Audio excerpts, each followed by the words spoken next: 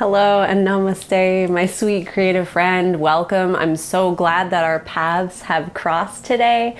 I wanted to create a short, hopefully short, we'll see, video kind of sharing and breaking down a few of the things that have helped me the most in my creative journey. Over the past few weeks, I've been asking myself a lot of questions, going back through and taking stock about things that I've used in my own journey, tools that have helped me to unfold more creatively, to access deeper levels of feeling restful, feeling peaceful, and feeling like I am relaxing into my ability to create, not forcing it, not struggling to find inspiration or to produce more, but things that have helped me tap into the creative being I already am, right? So I think that's been a huge intention for me. I almost said goal, but it's not really a goal. It's not a place that we get to. It's something that we continually practice day after day, becoming more and more aware of it. And mindfulness truly is a journey. It doesn't have to have a destination. There really is no destination other than just every day recentering and living our lives from a greater place of awareness.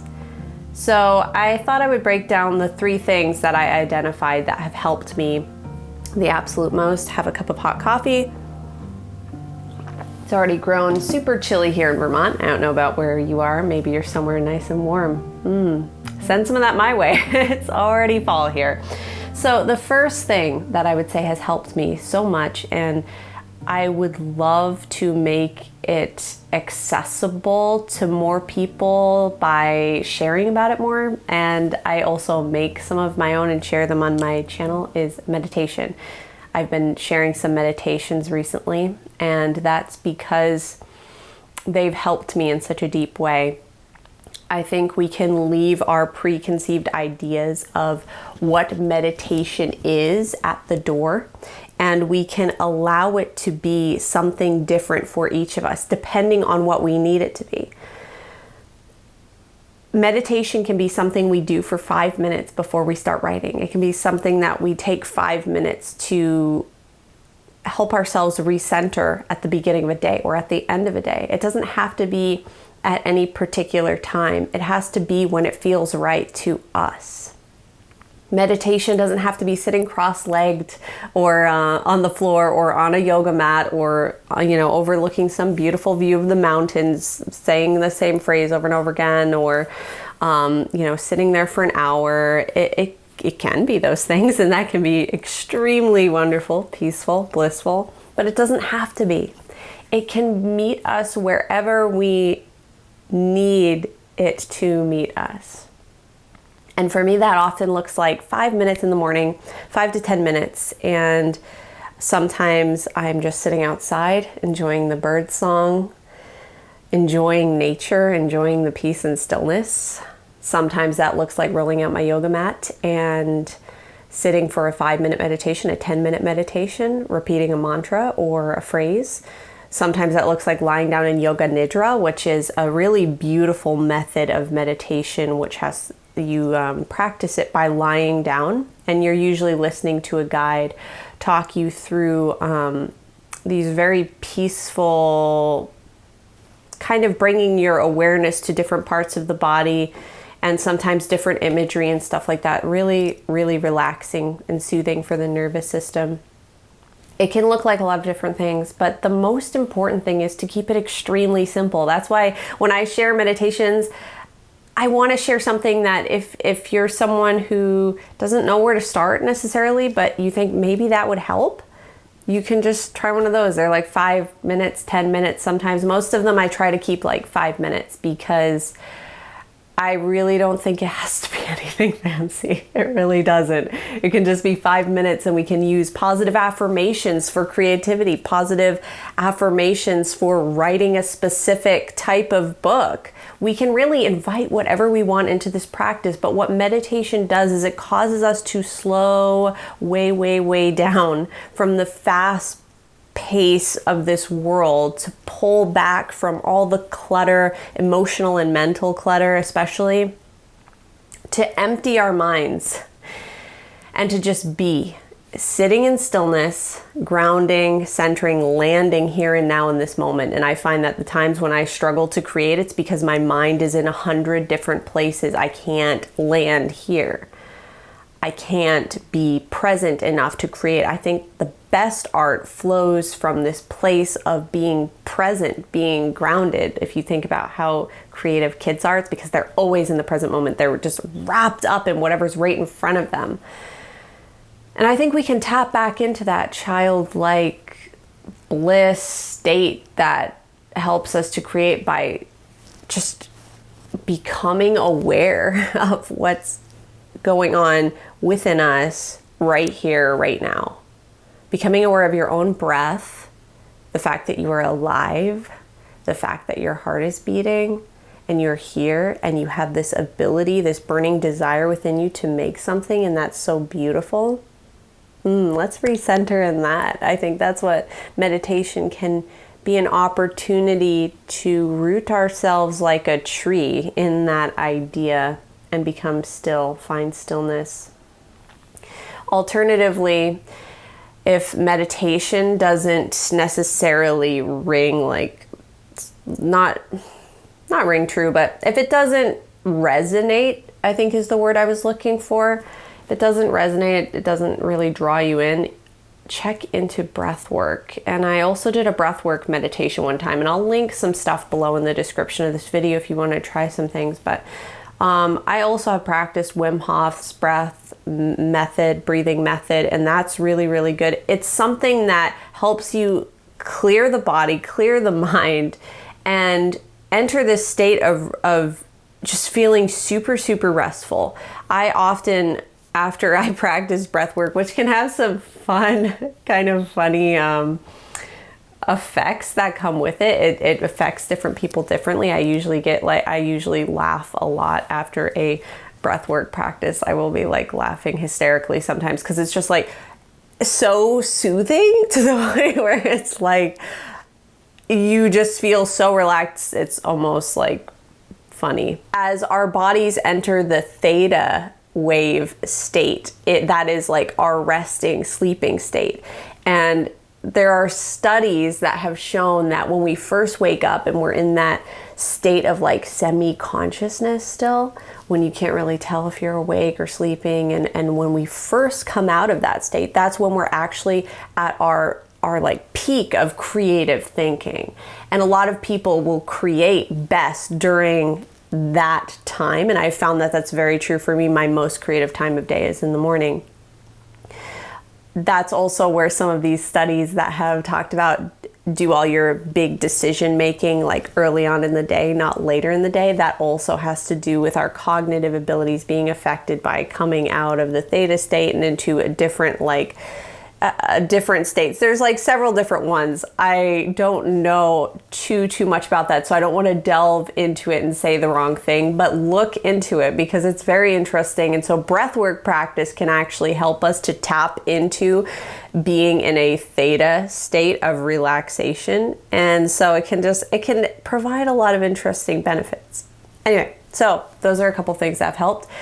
Next would be minimalism. Minimalism is something that I've practiced for a few years now, and I don't want to provide any definition of what minimalism is because it's different for everyone. Minimalism is very much about what is serving you.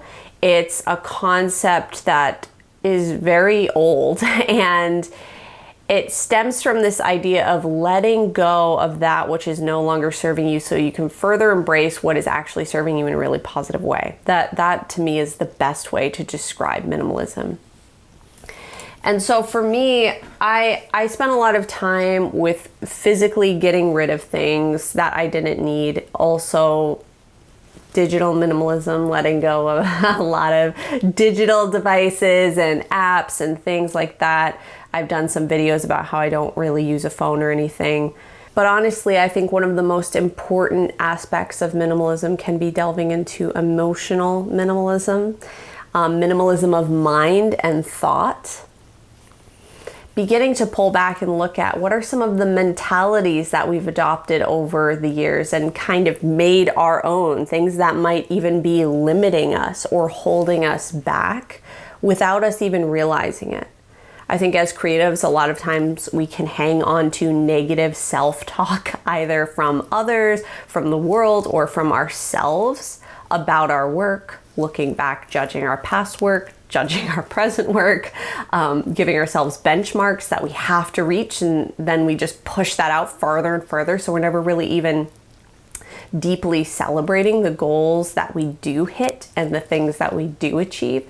So what are some of the limiting beliefs that we have as creative beings that might be holding us back from creating to our full potential?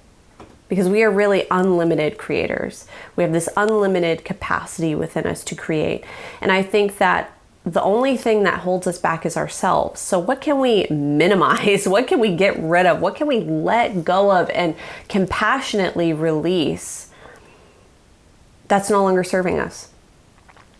What are some of the things that no longer serve us in our journey? And it might take a while to figure that out. It's taken me years to figure out some of these things. And I still catch myself, I'll be, yeah, that's a limiting belief. And maybe it's something that I won't let go of today or tomorrow, but over time, as I continue to remind myself of the fact that I'm a divine creator, I am loved, I am filled with love to give to others, I am loving kindness, and I'm filled with loving kindness to give to others, I can begin to compassionately allow myself to expand into new and better ideas, into unlimited potential, tapping into that idea, letting go of anything that limits me, that holds me back. And so minimalism, while it can address things like physical spaces in your home, it can address the things that you own.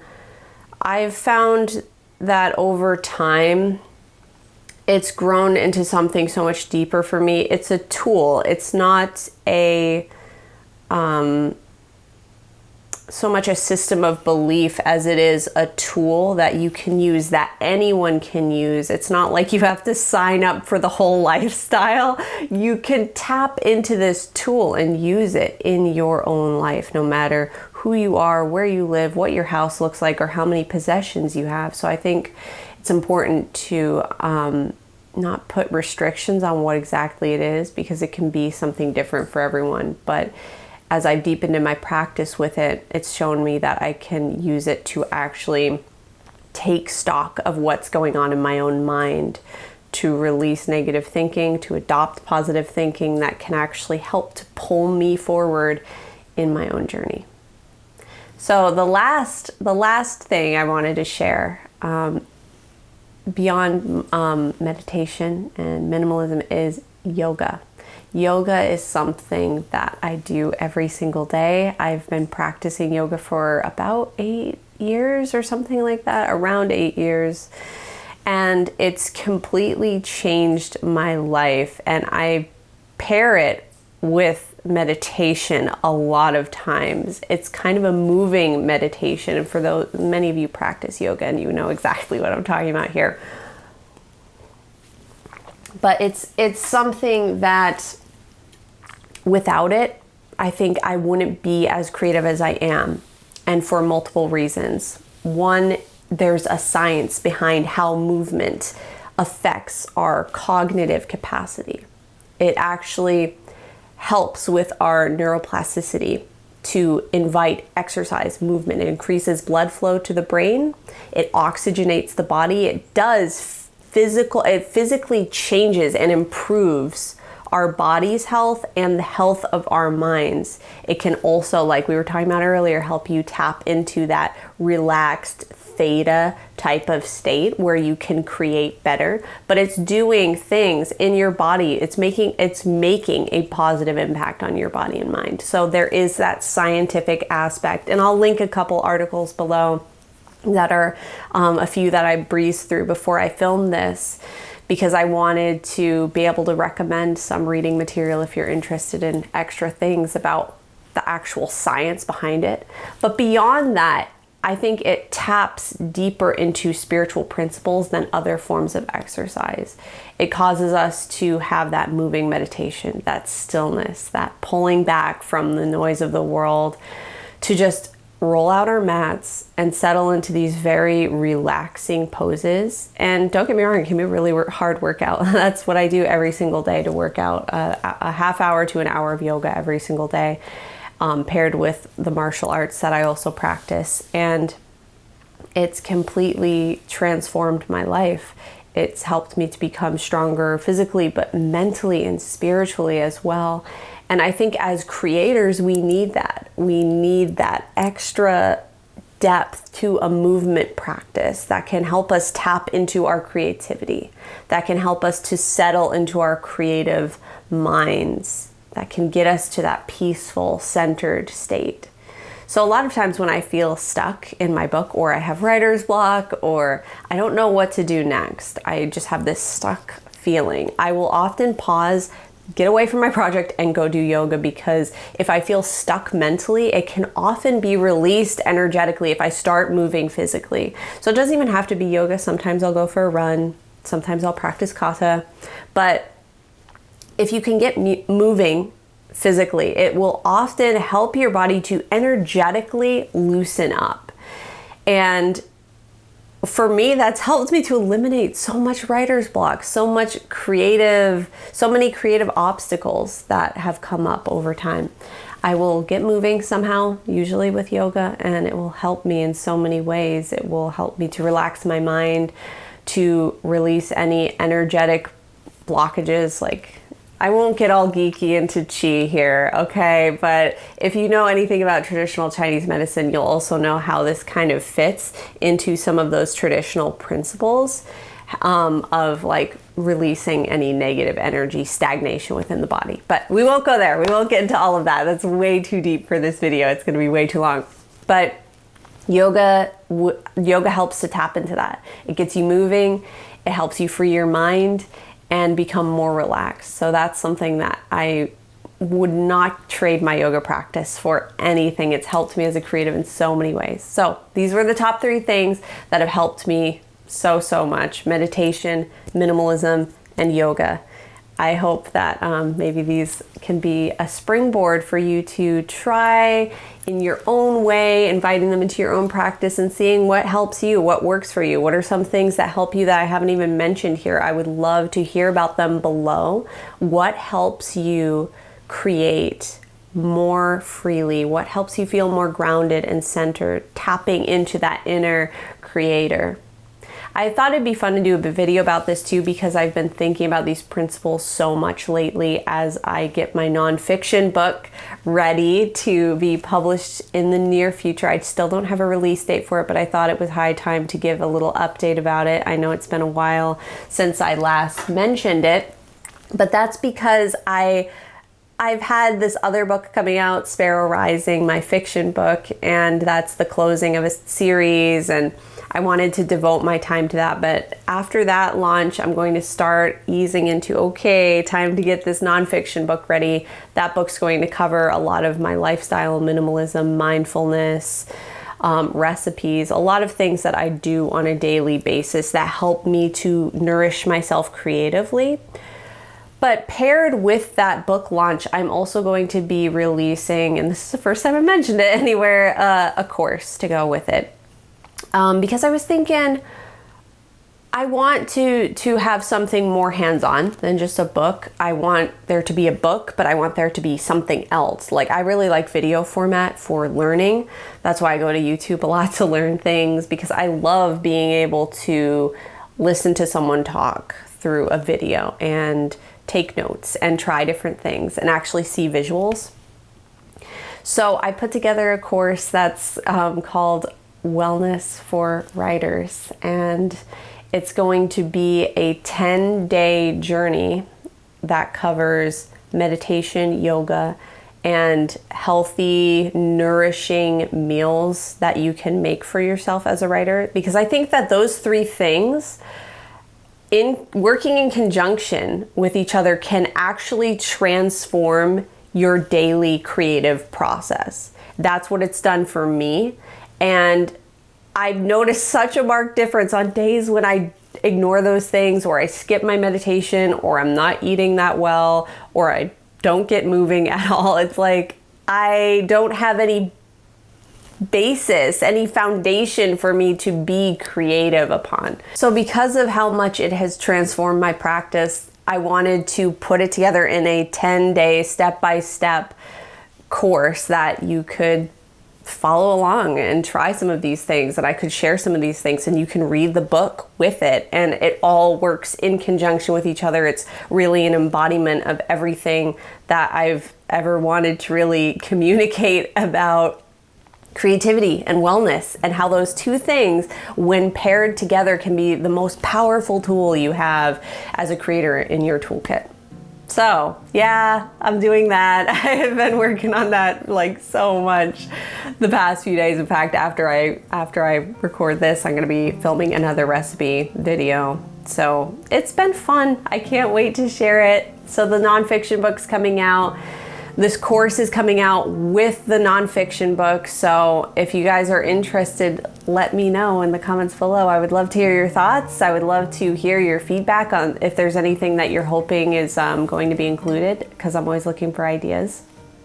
And of course, Sparrow Rising comes out September 20th. So that's only a few days away from when I'm sitting here filming this. Really, really stoked. I couldn't do this without you. I send you all my gratitude, all my light. Thank you so much for being here and making all of this possible. I love you guys so much. Okay, so yeah, mark your calendars and subscribe, like this video, because I'm going to be releasing more in the near future about this course and about this book, and I really want you to be part of it. I'm so excited.